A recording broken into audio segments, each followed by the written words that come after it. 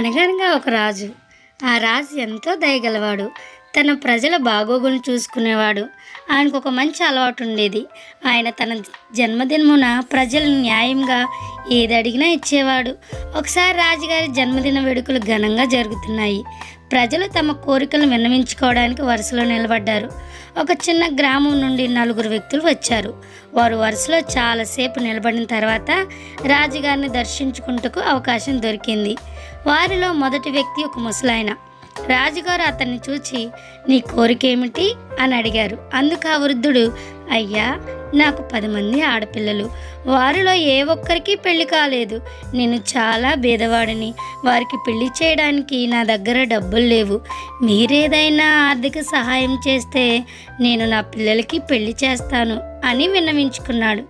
రాజుగారు వెంటనే ఈయనకు కావలసిన డబ్బునివ్వండి అని తన మంత్రులకు ఆజ్ఞాపించారు. డబ్బు ఇవ్వబడింది. అతడు సంతోషంగా వెళ్ళాడు.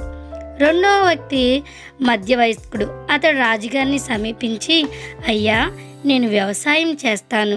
నాకంటూ సొంత పొలం లేనందున వాళ్ళ పొలంలోనూ వీళ్ళ పొలంలోనూ కూలి పని చేసుకుంటాను. మీరు నా మీద దయ చూపించి కొంత పొలం ఇప్పిస్తే సొంతగా వ్యవసాయం చేసి బ్రతుకుతానని విజ్ఞప్తి చేశాడు. రాజుగారు అతనికి 10 ఎకరాల పొలం ఇప్పించాడు. మూడోవాడు ఒక మంచి యువకుడు.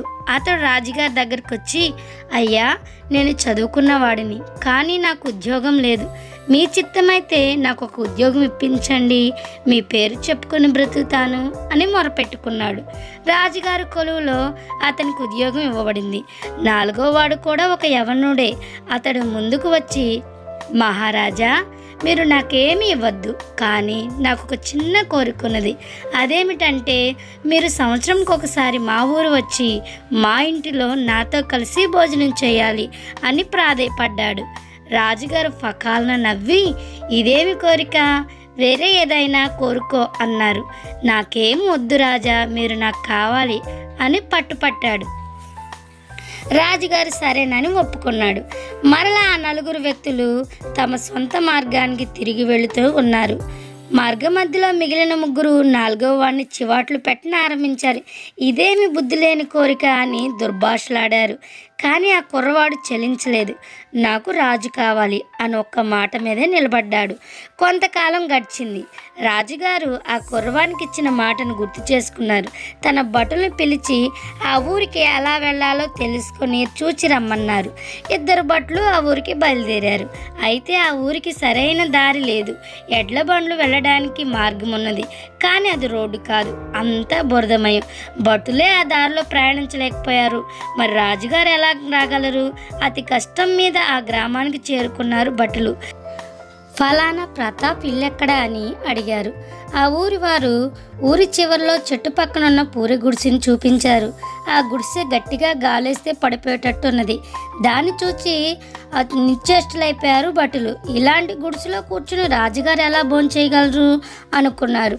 ప్రతాప్ను కలిసి మందలించారు. తన కోరికను వెనక్కి తీసుకోమని చెప్పారు.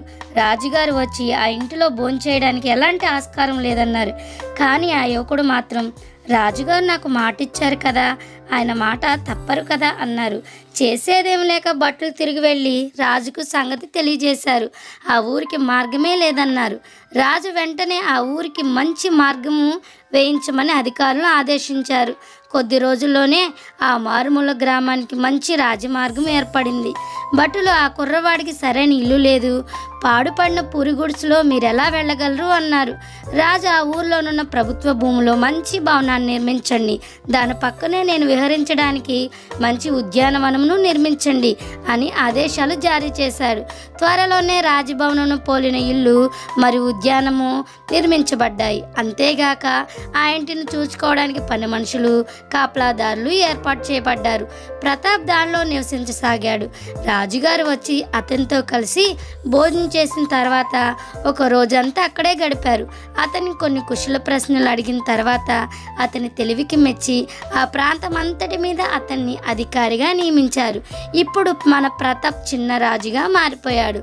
అతని మూలంగా గ్రామం అభివృద్ధి చెందినందుకు గ్రామ ప్రజలు అతన్ని మెచ్చుకున్నారు. అతడు తెలివైన కోరిక కోరారని మేధావులు ప్రశంసించారు. రాజుగారు సంవత్సరానికి ఒకసారి తప్పకుండా వచ్చి ప్రతాప్తో కలిసి భోజనం చేసేవారు. ఇలా కొన్ని సంవత్సరాలు గడిచిన తర్వాత ఒక దినమున రాజుగారు ఆ యువకునితో, బాబు, ఇన్ని సంవత్సరాలుగా నీ ప్రవర్తన కనిపెట్టి చూస్తున్నాను. నాకున్న ఒకే ఒక కుమార్తెను నీకిచ్చి పెళ్లి చేయాలనుకుంటున్నాను అని సెలవిచ్చారు. ప్రతాప్ అంగీకారం తెలిపాడు. తర్వాత రాజుగారి సింహాసనానికి కూడా తానే వారసుడయ్యాడు. మిగిలిన ముగ్గురు రాజుగారి బహుమతులు కోరుకున్నారు. 4వ వాడైతే రాజుగారినే కోరుకున్నాడు. కాబట్టి రాజు తర్వాత రాజైపోయాడు. మనం కూడా మన రాజైన యేసు ప్రభు నుండి ఏమి కోరుకుంటున్నాము? కేవలము ఆయన దగ్గర నుండి వచ్చే ఆశీర్వాదాలేనా, లేక ఆయన్ను కోరుకుంటున్నామా?